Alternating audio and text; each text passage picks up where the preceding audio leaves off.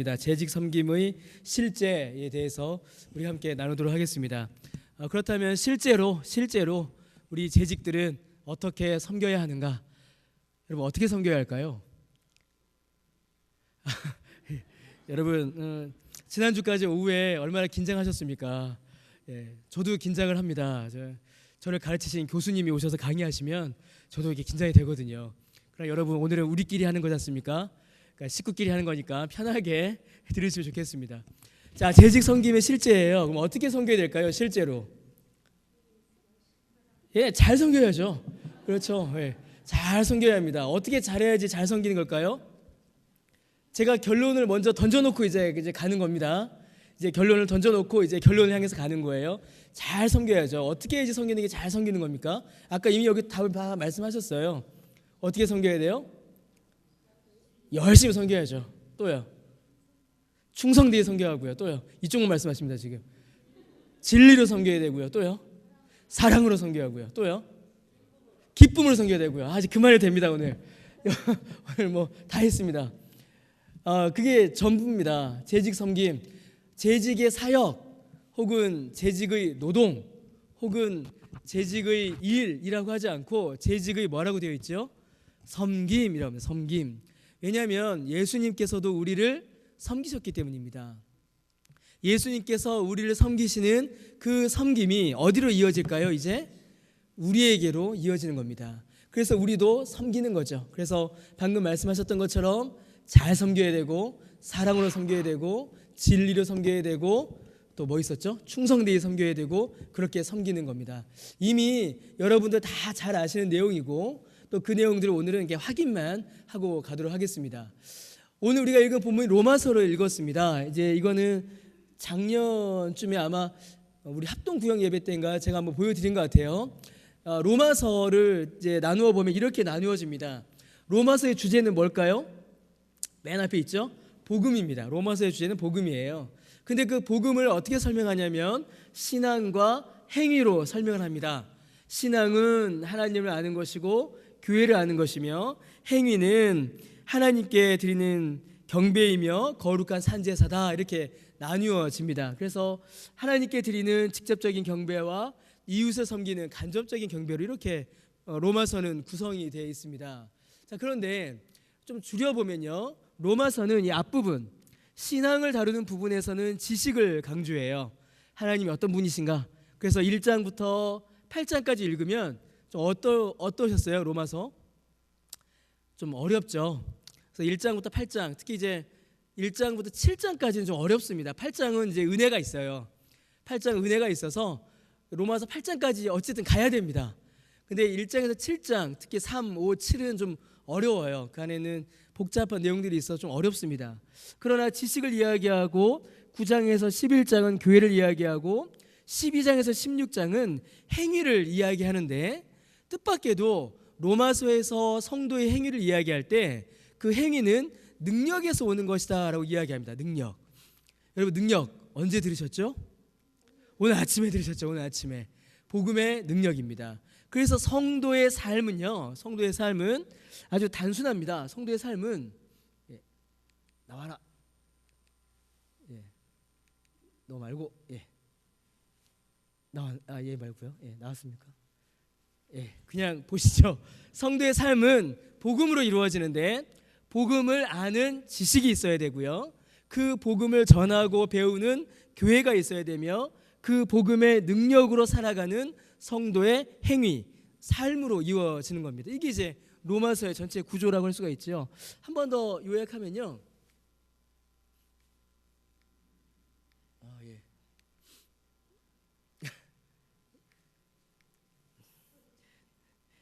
왜 이럴까요?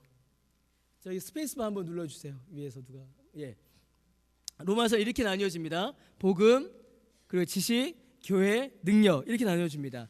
재직 세미나를 하면서 왜 이 이야기를 드리냐면요, 다음이요. 이게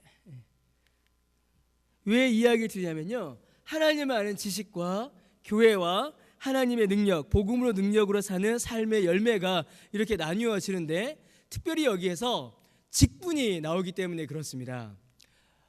복음을 아는, 하나님을 아는 지식이 우리 안에 이렇게 생겨야 됩니다. 성경을 알고 삼위일체가 무엇인지 알고 애정이 무엇인지 알아야 되죠. 하나님이 어떻게 섭리하시는지, 하나님이 어떤 분이신지를 아는 지식이 우리 안에 있어야 합니다. 여러분, 지식 없이는 바른 믿음을 우리 안에 자리 잡을 수가 없습니다. 그런데 지식은 그것으로 끝나지 않고 교회를 복되게 합니다. 그래서 여러분, 성도의 지식, 신학적 지식은 내가 많이 아니까 나를 자랑하고 너는 나보다 모르니까 무시받고, 그게 아닙니다. 성도가 하나님을 아는 지식에 쌓였다라는 것은 그 지식으로 말미암아 교회를 복되게 하는 것이죠. 그러면 교회를 복되게 하는 그 지식, 그리고 그러한 믿음은 어떤 열매를 낳아요? 하나님의 능력으로 우리가 이 땅 가운데서 살아가게 되는 겁니다.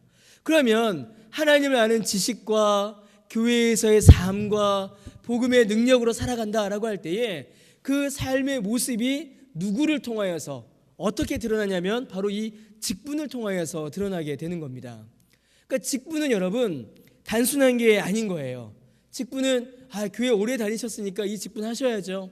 혹은 교회에서 이런 일을 하셨으니까 또 이런 일 하셔야 되니까 직분을 받으셔야죠. 단순히 그런 의미가 아닌 것입니다.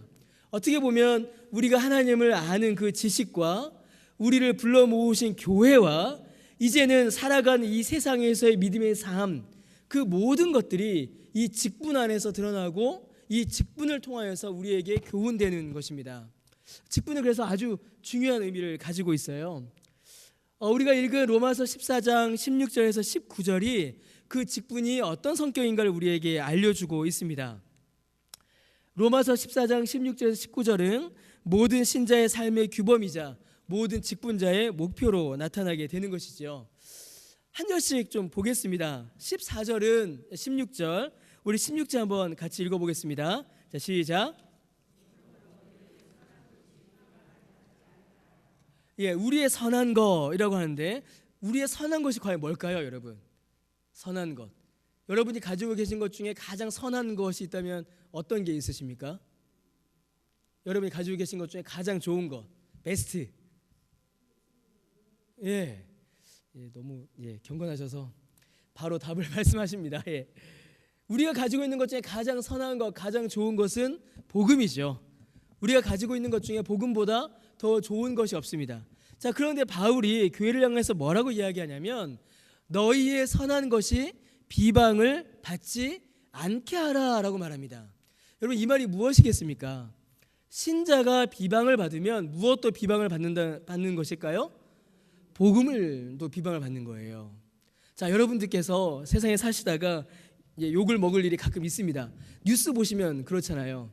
꼭 그렇죠. 누군가 잘못한 일을 해서 뉴스에 나옵니다. 그러면 뉴스 말미에 꼭 뭐라고 한 줄 적어요. 어느 교회에 장로들아, 권사들아, 이렇게 꼭 한마디가 적혀 있습니다. 우리가 세상에서 나아가서 일할 때에 우리가 잘못할 수 있습니다. 세상에서 욕을 먹을 수도 있어요. 그런데 여러분, 세상에서 욕할 때 뭐라고 욕을 합니까? 꼭 너는 교회 다닌다면서 왜 그래? 이럽니다. 너는 절에 다닌다면서 왜 그래? 혹시 이런 말 들어보셨습니까? 그런 말 잘 없습니다. 너는 사서삼경을 안다면서 왜 그래? 이런 말도 잘 안 해요. 안타깝지만. 그런데 꼭 너는 교회 다닌다는 사람이 왜 그래? 이런 말을 꼭 듣습니다. 꼭 들어요. 제 친구들도 저한테 그럽니다. 너는 목사라는 게 왜 그래? 그래요. 뭐 왜 그럽니까? 왜 그러기는 사람이니까 그렇죠. 그런데 성경은 뭐라고 말하냐면요, 우리가 비방을 받을 때 그 비방이 우리가 가지고 있는 가장 선한 것에 미친다라고 이야기합니다. 내가 받는 비방이, 내가 먹는 욕이 그냥 나 하나로 그치면 얼마나 좋겠습니까? 그렇지 않으세요? 저는 그러면 얼마나 좋겠는지 모르겠어요. 그런데 그 욕이 꼭 누구한테 간다고요? 주께로 향한다라는 겁니다. 내가 가지고 있는 복음이 비방을 받고 내가 믿는 예수님이 나 때문에 욕먹는 일이 벌어진다라는 거예요. 그러면 여러분, 이 말을 뒤집으면 어떻게 될까요? 이 말을 뒤집으면 이게 아주 중요한 말이 나오죠. 같이 읽어보겠습니다. 자, 시작. 신자가 받는 칭찬은 뭐라고요? 복음에 대한 호의요, 전도입니다. 이 자체가 전도가 되는 거예요. 가끔 이제 제가 그런 얘기 한번 드렸죠. 초대교회 당시에 전도를 할 수 있었습니까? 없었습니까? 없었어요. 초대교회는 굉장한 로마의 핍박을 받고 있었기 때문에 전도하는 것 자체가 불가능했습니다. 그럼에도 불구하고 초대교회 당시에는 엄청난 부흥이 있었어요. 어떻게 일어났을까요? 예, 신자의 삶을 통해서 이루어졌습니다. 그 당시 그리스도인들은 거의 대부분이 아주 하층민이었습니다. 거의 노예였죠. 종이었습니다. 그런데 그 종이 어떻게 일하는 거예요? 로마의 주인 집에서 딱 보니까 여기 유대 종이 온 겁니다. 히브리 종이. 근데 히브리 종이 일을 어떻게 해요? 대충 하지를 않는 거예요. 어떻게 하는 겁니까? 마치 권사님 진짜 죽게 하듯 하는 겁니다. 주님을 섬기듯이 주인을 집주인을 섬기는 거예요. 열심히 일해요. 그런데 그 표정이 어땠을까요? 그 표정이 또 밝아요. 이게 말이 안 되지 않습니까? 포로로 끌려와서 노예예요. 종입니다. 그런데 심지어 표정도 어때요? 밝아요. 그러면 주인이 어떻게 생각할까요? 예? 이상하지 않겠습니까? 노예로 끌려와 놓고서 맨날 웃고 있어요. 노예로 끌려와서 매 맞고 있는데 즐거워합니다. 그 이상한 거예요. 너 왜 그러니? 라고 물어보겠죠. 그러면 그때 그 종이 뭐라고 한다고요? 저는 예수님을 믿습니다. 이 말 한마디 하는 겁니다. 그래서 로마 시대 당시에는 종들이 먼저 예수님을 믿었고요. 그 다음에 누가 예수님을 믿었을까요? 부인들이 예수님을 믿었습니다. 왜냐하면 집에서 종들과 함께하는 시간이 많았기 때문이죠. 여러분 가장 좋은 전도, 최고의 전도는 뭐냐면요, 우리의 삶입니다. 당신을 보니 당신이 믿는 예수님 나도 한번 믿어보고 싶다. 당신을 보니 당신이 다니는 그 교회 나도 한번 가보고 싶다. 여러분 어떠십니까? 그런 이야기 한번 들어보신 적 있으신가요? 어떠세요? 부끄러워하지 마십시오. 겸손하지 마십시오. 그런 소리 한번 들어보는 게 저의 소원입니다. 저도 그렇습니다. 정말 그렇습니다. 그렇게 전도하고 그 자체가 전도가 되는 것이지요. 이걸 통하여서 주의 복음이 우리가 가지고 있는 선한 것이 비방을 받는 것이 아니라 칭송을 받게 되는 것입니다. 17절 한번 읽어보겠습니다. 자, 시작.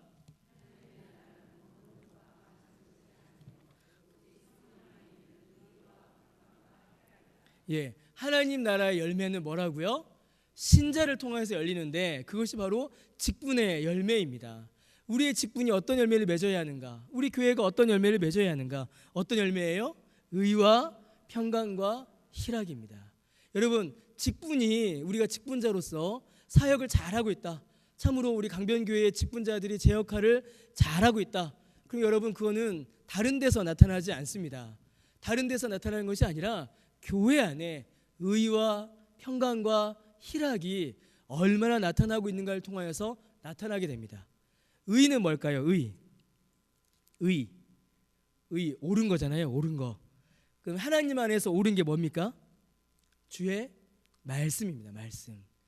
의가 드러난다라는 것은 하나님의 말씀이 온전히 드러나고 그것을 통하여서 구원 얻는 일이 벌어진다라는 것이죠. 평강은 뭡니까? 평강. 여러분 아시잖아요. 평강. 영어로 하면 뭐죠? 피스입니다. 피스. 평화. 누구랑 평화를 누리는 걸까요? 하나님과 평화를 누리고 또 누구와 평화를 누릴까요? 여러분들과. 옆에 계신 분 한번 얼굴 보십시오. 평강하십니까? 어떠세요? 평강이 넘쳐나십니까? 아니면은 싸움이 넘쳐나십니까? 어떠세요? 여러분 교회를 아무리 잘 짓고 교회에 아무리 좋은 시설이 있고 헌금이 아무리 많아도 주일날 교인들이 와서 서로 얼굴 보며 얼굴 붓기고 싸우고 욕하면 여러분 그게 교회라고 할 수 있겠습니까? 그 교회라고 못합니다. 그 교회라고 하기 정말 어렵습니다. 그런데 여러분 교인들이, 그리스도인들이 가장 많이 듣는 욕이 뭐예요? 아시잖아요. 우리도 다 들었지 않습니까? 왜 이렇게 서로 싸우냐예요. 왜 이렇게 서로 싸우냐. 저희 어머니는 이럴 때 이제 가족과 함께 신앙생활하지 않는 게 좀 저한테 유익합니다. 이럴 때 저희 어머니, 저희 부모님은 이제 불신, 오랜 기간 불신이셨고 교회 다니신 지 이제 얼마 되지 않으셨습니다. 지금도 뭐 저희 어머니 교회 잘 안 가세요. 그래서 제가 속이 탑니다. 아들이 목사인데 그래도 좀 교회 좀 열심히 가시지. 그러면은 야 애쓰고 있다 이러고 마세요. 근데 이제 한 번씩 통화하고 만나면은 주로 하는 이야기가 그거예요. 야, 왜 이렇게 교회 다니는 사람들이 이렇게 싸우냐 이러세요. 제 고향교회 가면은 저희 어머니가 있죠. 그럼 어머니 친구들이 다 누굴까요? 저희 고향교회 가면 다 저희 친구 어머니들입니다. 그러니까 엄마 친구고 친구 엄마예요. 전부 다 그래요. 고향교회 가면은. 그러면 이제 가끔 이제 부산 가면은 어머니 그러세요. 야, 김권사하고 이권사가 또 싸웠어 이러세요. 왜 그러신데요? 또 다음 날 되면 야, 경준이 엄마하고 종수 엄마가 또 싸웠어. 그럼 그 권사님이에요. 야, 저기 1여 전대하고 2여 전대하고 드디어 방을 갈랐어 이러세요. 왜요? 그러면은 야, 같이 못 있겠대. 그러면서 이제 한마디 저한테 툭 던지시는 거예요. 야, 도대체 너는 설교를 어떻게 하냐? 너는 교회에서 잘 가르치냐? 왜 이렇게 싸우냐? 이러세요. 그 얘기 들으면요, 제가 얼굴이 막 화끈거립니다. 화끈거려요. 여러분, 정말 안타깝지만 정말 죄송하지만 세상 사람들이 교회를 향하여서 가장 많이 하는 말이 뭐냐면요, 왜 서로 싸우냐예요. 왜 서로 욕하냐? 왜 서로 비방하냐? 왜 서로 싸우냐?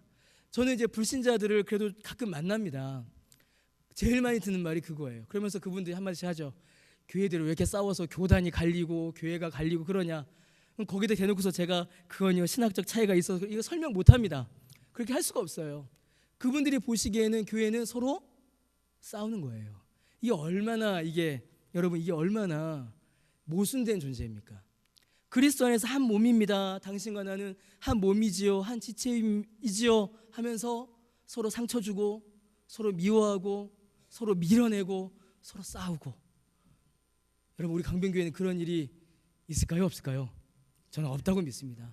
없다고 믿습니다. 앞으로도 없어야 합니다. 아주 없을 수는 없을 거예요. 그렇죠. 사람이 사는 데인데 어떻게 아주 없겠습니까? 아주 없을 수는 없겠지만 작은 다툼이 속히 마무리되고 평강으로 그 분열과 분쟁을 덮을 수 있어야 합니다. 여러분, 이게 중직자들께서 하셔야 할 일입니다. 교회 안에 분쟁이 나타나요. 없을 수 없습니다. 아주 없을 수 없죠. 그런데 분쟁이 일어날 때에 중직자들께서는 평강으로 그거를 덮으실 수 있으셔야 합니다. 그래서 피스메이커가 되셔야 돼요. 분열이 있는 곳에 평화를 만드는 일이 일어나야 한다는 것입니다. 그러면 하나님의 바른 말씀을 배웠어요. 평강이 이루어졌습니다. 그러면 자연스럽게 뭐가 나타날까요? 기쁨이 나타날 수밖에 없죠. 내가 평강한데, 저 사람과 내가 평화한데 교회 오는 게 기쁠까요? 슬플까요? 기쁘죠. 안 기쁘세요? 기쁘죠. 대답을 안 하셔서 제가 여러분 어떠세요? 한번 그런 경험 생각해 보세요. 예전에 내가 어느 집사랑 싸웠었는데 그 집사 볼 걸 생각하니 교회 가는 발걸음이 안 떨어지더라. 그런 일 있으셨죠? 예. 없으신 분도 있으셨겠지만 아마 한두 번은 있지 않으셨을까 싶습니다. 저는 있었을까요? 없었을까요? 있죠. 제가 왜 없겠습니까? 저 있죠. 왜 없습니까? 있죠. 교회 가야 되는데 이럴 때가 있습니다. 목사인데도 불구하고 희락이 없으신 거죠. 희락을 잃어버린 겁니다. 우리가 직분자로서 교회를 섬길 때에 교회 안에 하나님의 말씀과 복음이 바르게 선포되고 서로 안에 평강하며 희락이 이루어져야 합니다. 이 세 가지 열매가 사실은 교회가 맺어야 하는 열매이고 모든 직분자들이 힘써서 애써서 맺어야 할 열매입니다. 특별히 중직자들에게는 이것이 어떻게 보면 하나님께서 주시는 책무와도 같아요. 중직자 한 사람을 통하여서, 중직자들을 통하여서 교회 안에 의와 평강과 희락이 꼽혀야 합니다. 참 어렵습니다. 참 어렵지만 그래도 주께서 우리에게 힘을 주시면 우리가 또한 감당할 수 있을 것이다 라고 믿습니다. 자, 18절 읽어보겠습니다. 자, 시작.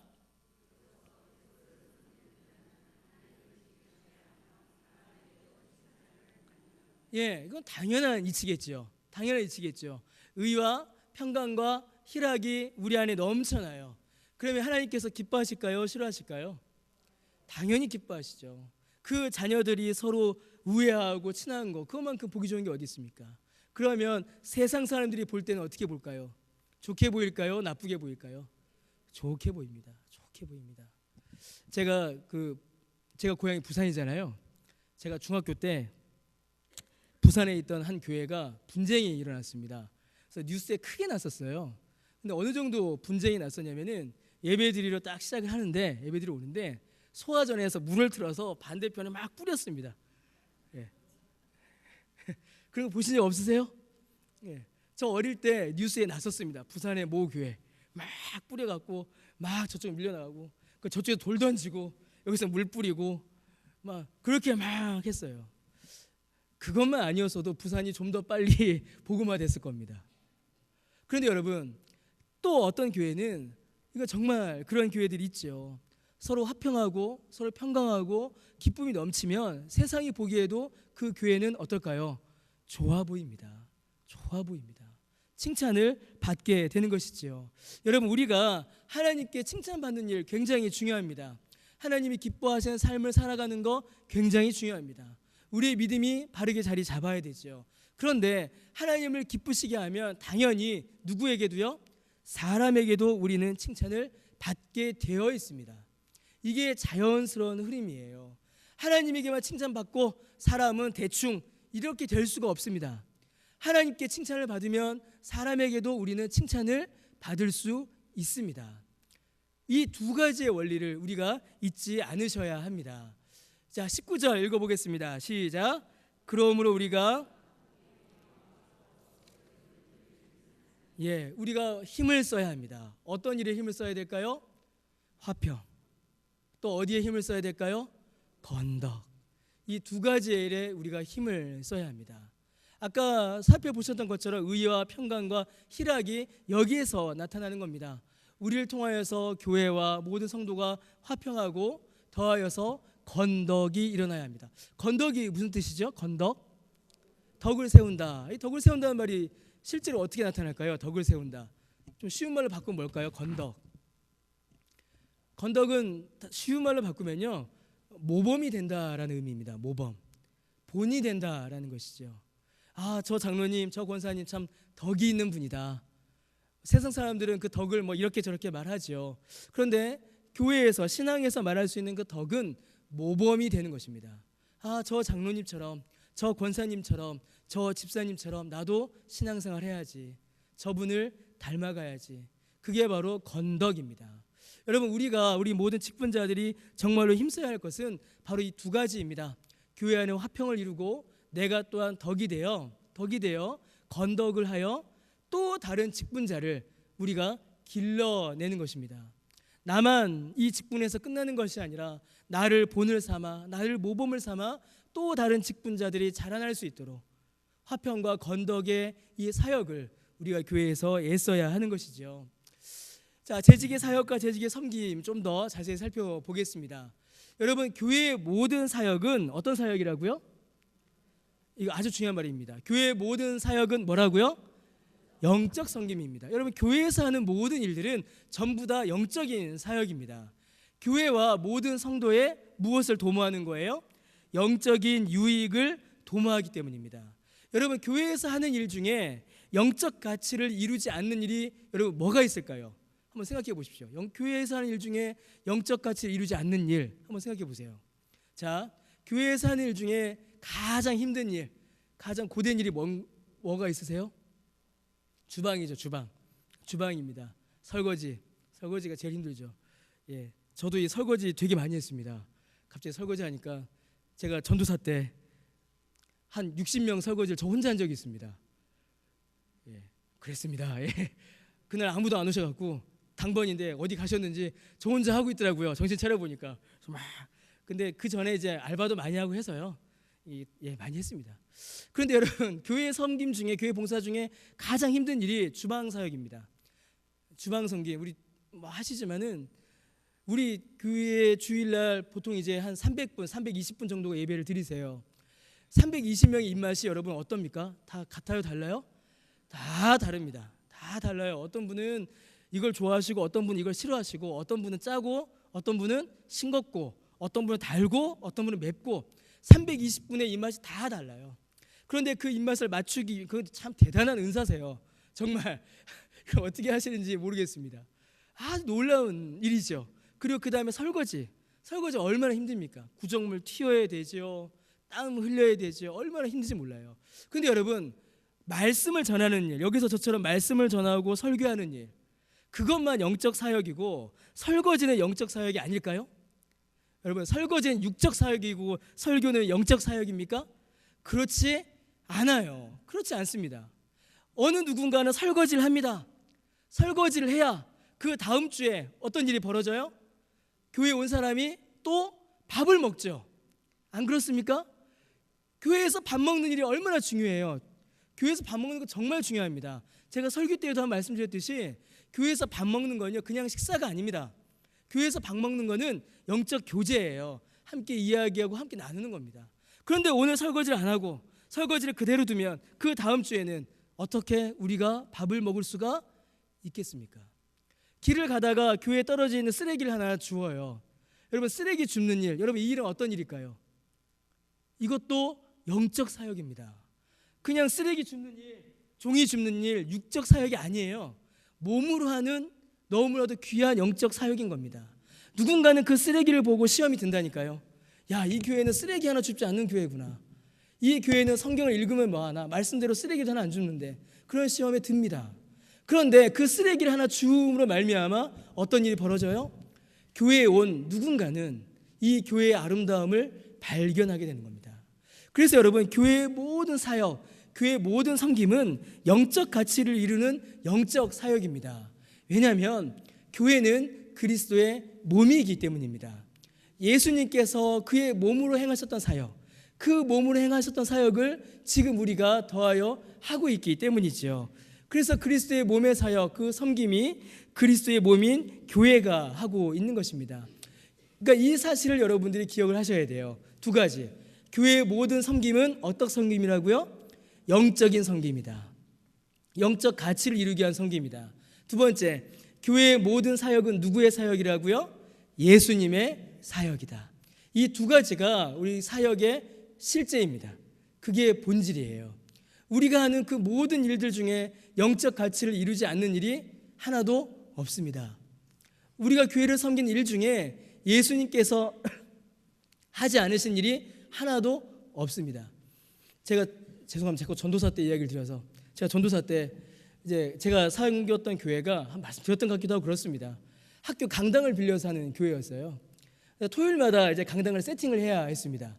그래서 그때 저희끼리 막 그런 얘기 했습니다. 대한민국 전도사 둘이면 교회를 하나 세운다, 막 그런 얘기 했었어요. 왜냐하면 저랑 다른 전도사님 한 명 둘이서 의자 100개, 책상 뭐 50개 깔고 방송 이제 설거했다가 다시 세팅했었거든요. 다 세우고 성 깔고 악기 세팅하고 설교 준비하고 찬양 인도하고 막 그랬습니다. 정말 힘들었어요. 근데 어느 날 토요일 날 혼자 이제 그날 어디 전도사님이 어디 가시고 저 혼자 이제 이걸 세팅을 해야 될 일이 있었습니다. 그래서 혼자서 이 책상을 이렇게 지고 이렇게 오는데 갑자기 화가 나는 거예요. 갑자기 화가 나는 겁니다. 아, 내가 이거 하려고 신학교 왔나? 한 생각이 갑자기 드는 거예요. 제가 청년 때 몇 번 말씀드렸죠. 그래도 청년 때 찬양 인도자라고 기타 들고 수백 명 모아놓고 집회도 하고 막 그랬거든요. 그런데 전도사가 됐는데 하는 일이 책상 나르는 일인 거예요. 책상을 이렇게 엎고 막 들고 가다가 막 갑자기 화가 나기 시작하는 거예요. 놨습니다. 꾹꾹 참고 했어요. 하고 난 다음에 이제 뭐 해야 될까요? 이제 책상 놨으니까 청소해야죠. 이제 걸레를 이렇게 빠는 겁니다. 걸레 막 빨고서 이제 닦는데 또 화가 나기 시작하는 거예요. 내가 이거 하려고 지금 막 닦았어요. 닦고 나서 그 다음에 무슨 청소해야 돼요? 이제 본당 청소했으니까 화장실 청소해야죠. 화장실 청소해야죠. 이제 고등학교 강당을 빌려서 했었거든요. 화장실 청소를 또 하는 겁니다. 이제는 참을 수가 없는 거예요. 제가 참을 수가 없는 겁니다. 내가 강당 청소까지는 하겠다. 근데 이 화장실 청소까지 내가 못 하겠다. 그래서 속에서 막 끌어올랐습니다. 막 끌어올랐어요. 끌어올라서 26살 때니까요. 이해해 주십시오.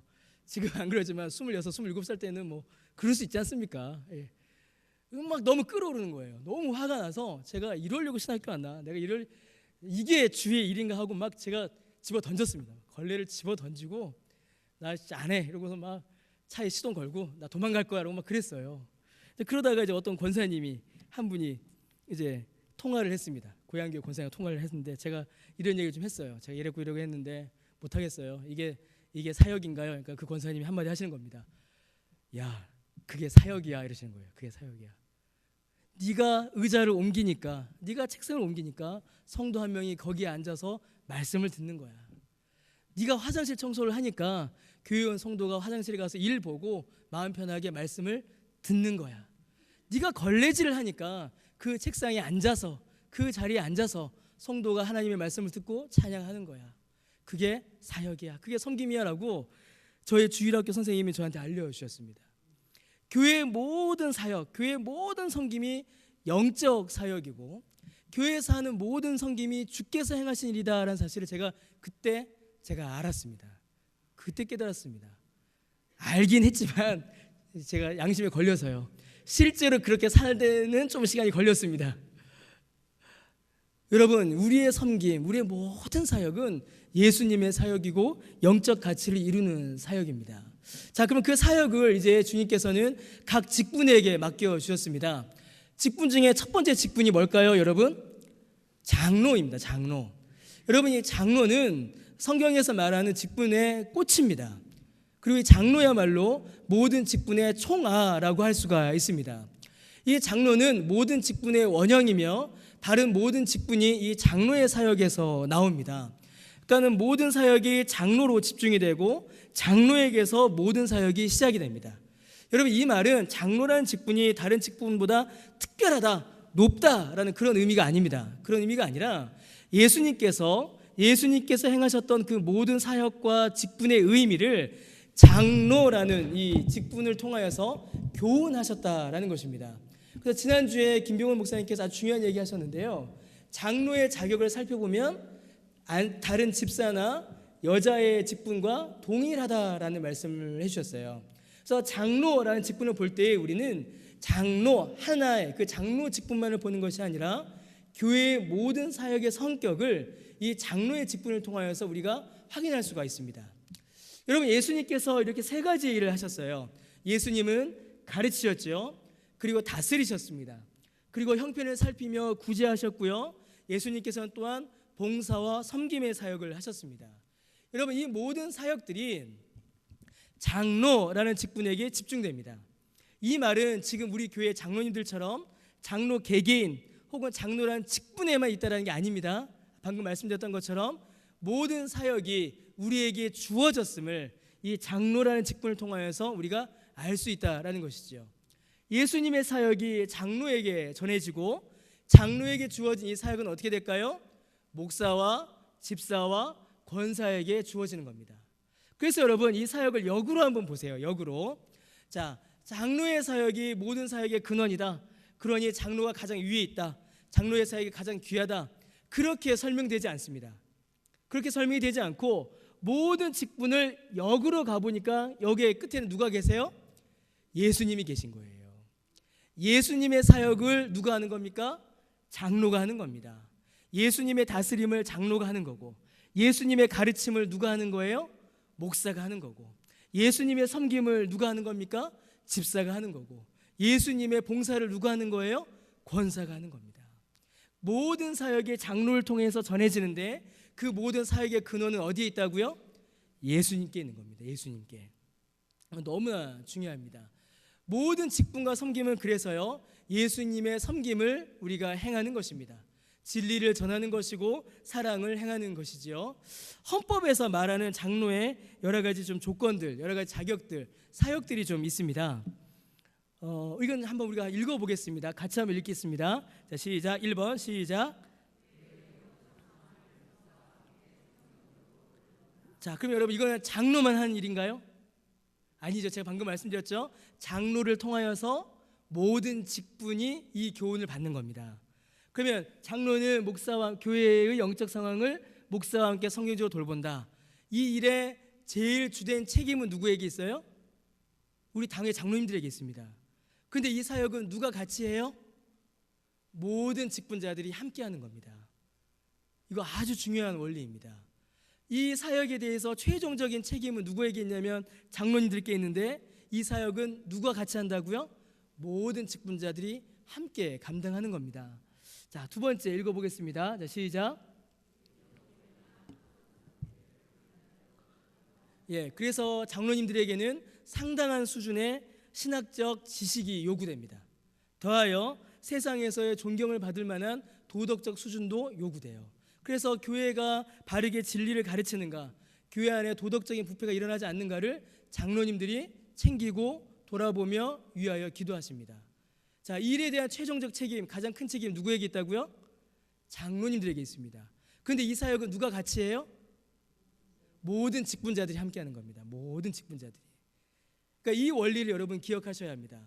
장로님만 하는 거네, 장로님께 맡겨놓네, 이게 아니라 이 일을 주된 사역은 장로님들이 하시지만 누가 한다고요?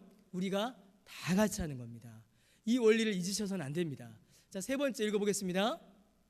신자를 위로하고 교훈하며 보살핀다. 예, 그래서 우리가 이제 3월 달부터 대신방을 하죠. 가정을 이제 방문하여 신방합니다. 그때에 신방을 같이 할 때, 신방할 때에 신방 대원이 누구냐면 교육자, 담임 목사님 그래 담당 교육자, 그리고 우리 장로님들이 이제 가실 겁니다. 그래서 저희가 계획을 세우고 있고 장로님들 어떻게 시간이 가능하신지 살피고 있습니다. 장로의 첫 번째 의무인 것이죠. 신자를 신방하고 위로하고 교훈하며 보살핀 일을 해야 합니다. 누가 책임을 져요? 최종적 책임은 자꾸 똑같은 말, 근데 중요해서 제가 말씀드리는 겁니다. 최종적 책임 누가에게 있다고요? 장로에게 있습니다. 근데 이 사역은 누가 한다고요? 다 같이 하는 겁니다. 다 같이. 자, 4번입니다. 읽겠습니다. 시작. 장로는 신자와 함께 기도하며 위하여 기도하고 목사의 설교를 바르게 이해하도록 도와준다. 여러분, 제가 설교를 했습니다. 근데 제 설교가 어려웠어요. 이해가 안 됐습니다. 그럼 누구에게 물어보셔야 할까요? 장로님께 물어보셔야 됩니다. 장로님께 물어보셔야 됩니다. 여기 장로님 다 듣고 계시죠? 이게 헌법이 정한 겁니다. 장로님, 제가 정한 거 아닙니다. 예, 장로님들의 의무 중에 이게 있습니다. 목사의 설교를 바르게 이해하도록 돕는다. 이 직분이 또 우리 장로님들에게는 있는 것이죠. 5번째 읽겠습니다. 자, 시작. 예, 6번째 읽습니다.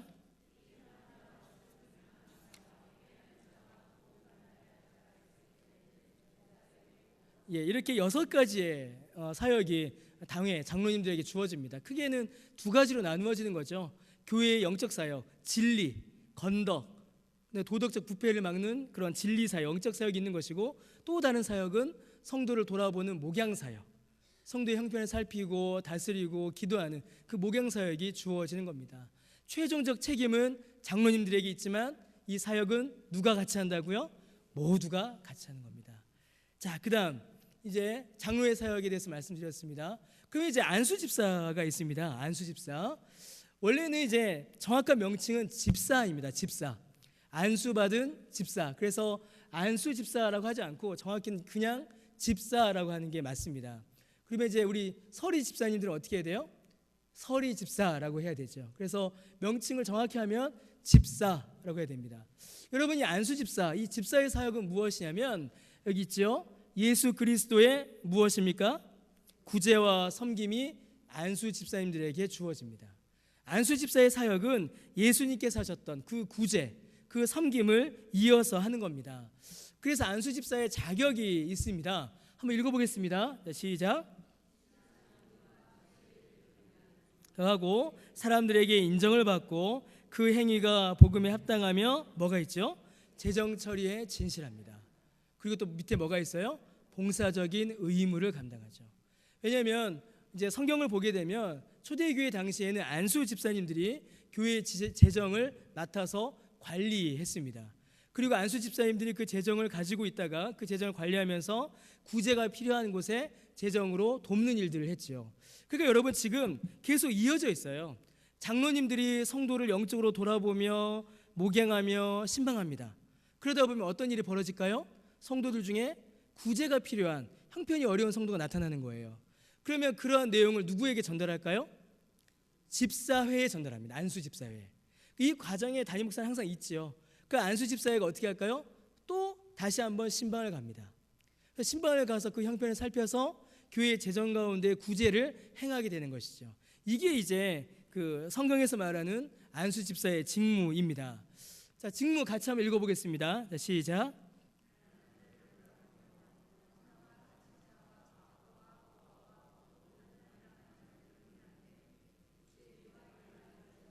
예. 그러니까 지금 큰 원리에 봐서는 장로나 안수집사나 똑같습니다.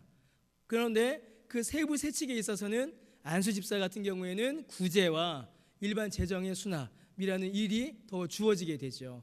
이거를 가장 분명하게 드러내는 것이 무엇이냐면요, 우리 교회에 아주 이제 좋은 게 있는데, 예배 시간에 헌금 위원을 누가 하세요? 우리 안수집사님들이 하십니다. 안수집사님들께서 헌금함을 이렇게 들고 오시죠. 여러분 다 아셨죠? 안수집사님이시란 거? 예, 안수집사님들이 이렇게 들고 오십니다. 이거는 안수집사이기 때문에 하는 겁니다. 왜냐하면 하나님께서 교회의 재정을 통한 섬김과 그 재정 출납을 안수집사에게 맡기셨다라는 것이 이 헌금함을 들고 오는 그것을 통하여서 이렇게 드러나기 때문이죠. 아주 귀하고 소중한 중요한 직분입니다. 자, 세 번째 읽어보겠습니다. 뭐죠?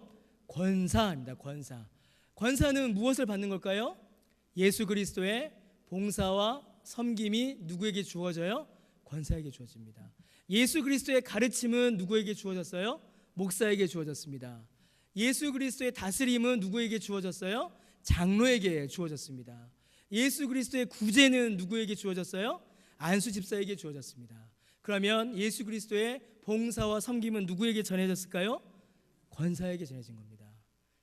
그러니까 이 권사의 직분이 얼마나 귀하고 소중한 건지 모릅니다. 그러면 이제 직무 한번 읽어보겠습니다. 자, 시작.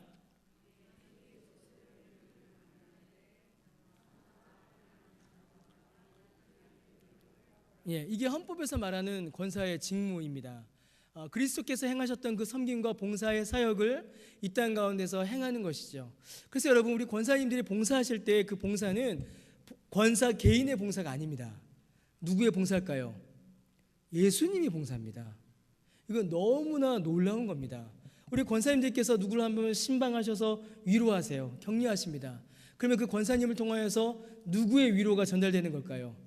예수님의 위로가 전달되는 겁니다. 이게 너무나 중요한 원리입니다. 여러분, 헌법에서 말하는 이 권사의 사역은 신방과 격려와 기도와 봉사입니다. 곧 성도의 유익과 사랑의 사역을 우리 권사님들께 맡겨 놓은 것이죠. 교회를 든든히 하고 교회를 따뜻하게 하며 교회를 화평하게 하는 아주 중요한 어머니의 사역이 우리 권사님들께 주어져 있는 것입니다. 정말 어머니의 사역이신 거죠. 교회를 돌아보는, 교회를 덮어주는 그 일들이 우리 권사님의 사역입니다. 마지막으로 네 번째 누굽니까? 서리 집사입니다. 서리 집사. 서리 집사, 헌법에 보면 서리 집사가 있습니다. 근데 서리 집사는 뭐라고 정해져 있냐면요, 한번 읽어보겠습니다. 시작. 교회 혹은 당회가 세례받은 후 2년 이상 된 선정하여 어떻게 한다고요? 집사로 임명한 자니 그 임기는 1년이다. 이렇게 되어 있습니다. 어떤 사람이 집사가 서리 집사가 돼요? 세례받은 2년 이상 된 어떤 남녀입니까? 신실한. 여러분, 신실하다라는 말이 무슨 말입니까? 신실하다. 이거 아주 중요한 단어거든요. 신실하다. 뭐 이렇게 말씀하십니다. 이 신실하다라는 단어는요, 구약 성경에 보면은 아무에게나 쓰지 않습니다. 하나님에게만 쓰는 단어입니다. 신실하다. 옛날에는 미쁘다라는 말이 있었죠. 미쁘다라는 말이 무슨 말이에요? 미쁘다. 저는 예쁘다인 줄 알았어요. 예쁘다. 근데 하나님 보고 예쁘다라고 하기 좀 그렇잖아요. 미쁘신 하나님이라는 단어가 있어요. 미쁘다. 무슨 말이죠? 미쁘다? 믿을만하다. 그게 바로 신실하다입니다. 신실하다. 그래서 세례받은 2년 이상 된 신실하다라는 말은 그냥 교회 2년 됐으니까 서리 집사 하십시오가 아니에요. 그의 신앙과 그의 삶의 모습이 어느 정도입니까? 신실한 거예요. 그 모습 가운데 하나님의 성품이, 하나님의 신실하심이 드러나는 겁니다. 그런 자들을 어떻게 임명합니까? 어떻게 세워요? 집사로 당회가 임명하는 겁니다. 안수 집사는 안수를 받지만 서리 집사는 임명받음으로 그 집사의 사역을 감당하게 되는 것이죠. 그래서 여러분, 아주 중요한 말이 있습니다. 밑에 있죠. 한번 읽어보겠습니다. 시작. 장로의 집사나 권사의 사역을 어떻게 한다고요? 첫 번째로 대신하고, 그 다음에 뭐가 있어요? 직분을 준비합니다. 여러분, 이제 우리 교회는 이제 좀 이렇게 교인들이 많이 있으시니까 이게 어떻게 들리실지 모르겠습니다. 근데 저는 이제 개척을 했었습니다. 교회를 개척해서 이제 함께 섬겼죠. 그러다가 섬기다가 이제 회의를 해야 하고 결정을 해야 되는데 서리 집사를 3명을 임명을 했습니다. 그때 한 30명, 35명 모일 때 3명을 임명을 했어요. 근데 그 3명이 어떻게 됐을까요?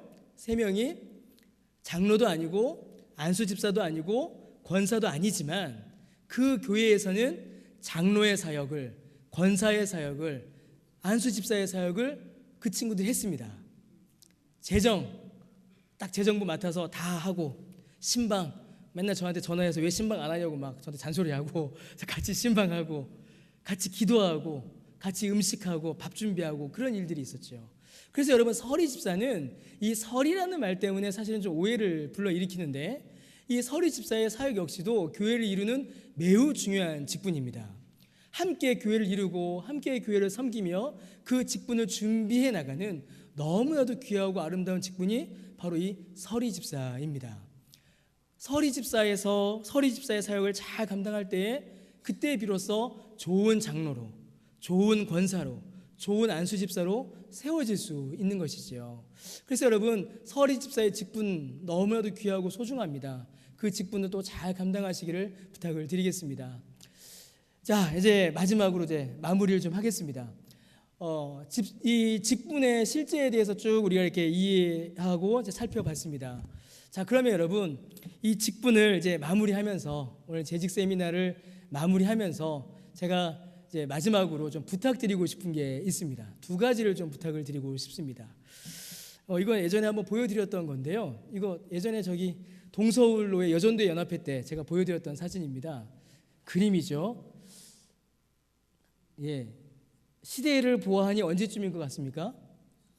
예, 조선시대 말, 구한 말, 일제시대 좀 되겠죠. 손에 보니까 뭘 하나 들고 있죠. 예, 성경전서를 이렇게 들고 계세요. 이렇게 들고 있고 오른쪽에 있고, 저 뒤에도 배낭이 있는데 잘 보이시나 모르겠습니다. 저 배낭이 아니라 지게 같은 건데 저 위에 또 뭐가 있을까요? 책이 이렇게 쌓여 있습니다. 이제 이 모습이 뭐냐면은 초대교회 당시에 복음을 전하는 전도인이에요. 그런데 초대교회는 전도인이라고 하지 않고 뭐라고 했냐면 권서인이라고 했습니다. 권서인. 책을 권하는 사람이죠. 하나님의 말씀을 전하는 사람입니다. 그런데 이 권서인들이 이렇게 사역을 했습니다. 동네 방네 다니면서 이렇게 책도 전하고 복음도 전하고, 이게 다 책입니다. 저 가방에 이게 책을 전했어요. 그런데 여러분, 이 권서인들 중에 아주 특이한 케이스가 있습니다. 우리나라 초대교회 역사에 나타나는 아주 특이한 케이스가 있는데 뭐냐면, 갑자기 바뀌었죠. 남자입니까 여자입니까? 예, 권서 부인이 등장하기 시작합니다. 예, 이거 한국 교회의 아주 특이한, 그러니까 세계 역사에서, 기독교 역사에서 아주 특이한 모습입니다. 권서 부인이세요. 실제로 교회 안에서 이 명칭이 쓰였습니다. 권서 부인. 책을 들고 다니면서 하나님의 말씀을 동네방네 전하는 일이 있었던 것이죠. 복음을 전하고 하나님의 말씀을 전하고 책을 권하는 일들이 이 권서 부인들을 통하여서 이루어졌습니다.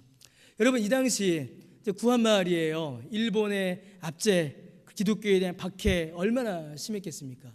그리고 여자가 가지고 있는 사회적 지위 또한 정말 형편없을 때입니다.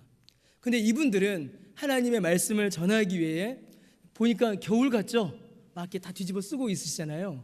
이 겨울에 저 성경을 들고 방방 곳곳을 다니며 말씀을 전한 겁니다. 이 권서인들의 사진입니다. 성경을 하나씩 들고 애 업고 이렇게 말씀을 전한 거죠. 그리고 이제 외국에서 온 선교사가 이렇게 또 성경을 가르치는 일들이 있었습니다. 여러분, 제가 모든 직분자 분들께 부탁드리고 싶은 것은 교회의 말씀 사역, 복음 증거의 사역에 함께 해주시기를 제가 부탁을 드리고 싶습니다. 여러분 한 분 한 분이 복음에, 그냥 여러분 한 분 한 분이 권서인이세요. 어떻게 보면 여러분 한 분 한 분이 권서 부인이십니다. 설교 초에 말씀드렸던 것처럼 여러분들을 통하여서 세상은 주를 봅니다. 여러분들을 통하여서 세상은 주의 말씀을 보고 하나님의 교회를 보게 됩니다. 하나님의 말씀을 먼저 사랑하시고 하나님의 말씀을 귀히 여기시며 그 말씀을 전하시는 그런 복음의 사역에 함께해 주시기를 부탁을 드립니다. 또 하나 사진이 있어요. 예. 제가 아주 좋아하는 사진입니다. 노무라 무슨 이름 생각이 안 나네요, 갑자기요. 어떤 일본인이 1970년대에 이제 한국에 오셔서 청계천에 있는 교회에서 찍은 사진입니다. 저는 이제 이 사진을 늘 이렇게 갖고 다닙니다. 뭐 핸드폰에도 있고 컴퓨터에도 있고.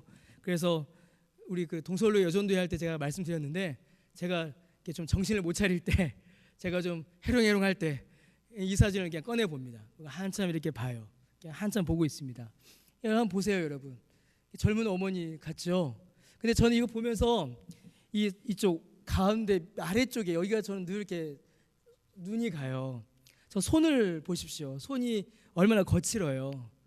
가까이서 보시면 보이는 손이 굉장히 거칩니다. 투박한 손이에요. 그 앞에 뭐가 있습니까? 하나 위에 거는 성경 같고 밑에 건 찬송가 같죠. 사진만 봐도 이게 얼마나 헤어져 있는지 이게 모릅니다. 막 테이프로 막 붙인 것 같아요. 그런데 저분이 기도하십니다. 이후에 어떤 일들이 벌어졌고, 또 저 앞에서 멀뚱멀뚱하니 우리 엄마 뭐 하나라고 있는 저 애가 어떻게 됐고, 저 엎혀있던 애는 또 어떻게 컸는지 모릅니다. 어떻게 됐는지 몰라요. 그런데 저는 이 사진을 보면 많은 울림을 받습니다. 왜냐하면 저 기도가 한국 교회를 세웠기 때문이죠. 저 기도가 한국 교회를 세웠습니다. 저 차가운 방바닥에, 차가운 마룻바닥에서 무릎 꿇고 그냥 기도하였던 저 기도가 한국 교회를 세웠고, 여러분 우리나라가 왜 이렇게 복을 받았습니까? 우리 장로님들 잘 아시지 않습니까? 우리 어르신들 잘 아시지 않습니까?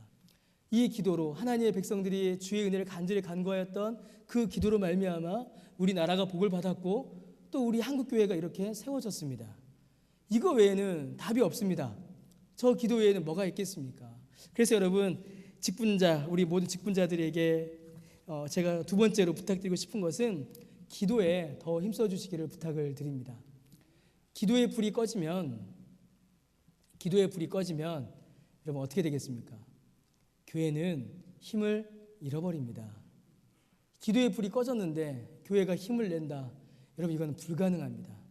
여러분 아궁이에 불이 꺼졌는데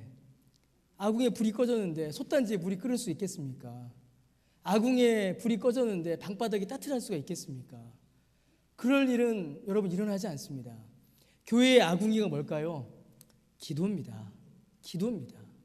우리가 함께 기도할 때에 주께서 우리 교회에, 또 이 땅에, 이 나라에 다시 한번 주의 은혜를 허락해 주실 줄로 믿습니다.